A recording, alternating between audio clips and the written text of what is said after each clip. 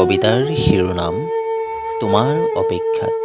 কবিতাৰ কথা আৰু আবৃত্তি সমৰ চিৰিং। পাহৰিলোঁ মোৰ বয়স 14 বছৰ আছিল নে 18 বছৰ। পিছে আজি মই তিনিকুলিত ভৰি দিলোঁ, তথাপিও মোৰ প্ৰেম কমি যোৱা নাই। আজিও তুমি আহিবা বুলি খানাপাৰাৰ উৰণীয়া সেতুত ৰাতি 9 বজালৈ অপেক্ষা কৰোঁ। আজিও অনুৰাধা চিনেমা হলত গৈ 2টা টিকট কিনি তোমাক অপেক্ষা কৰোঁ। কেতিয়াবা আকৌ KFC ৰেষ্টুৰাঁত বহি তুমি ভাল পোৱা ব্লেক কফি অৰ্ডাৰ কৰোঁ।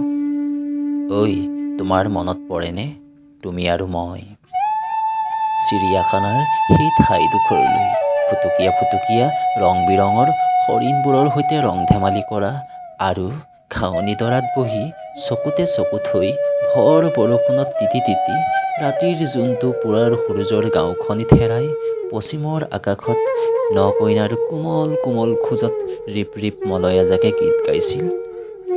এতিয়া তুমি নাই, তুমি অচিনাকি দেশলৈ গুচি গলাগৈ। তথাপিও মই তোমাৰ অপেক্ষাত চিৰিয়াখানাৰ হৰিণবোৰৰ সৈতে কথা পাতোঁ। যেতিয়া সিহঁতে তোমাৰ খবৰ সোধে মই চিঞৰি কান্দোঁ।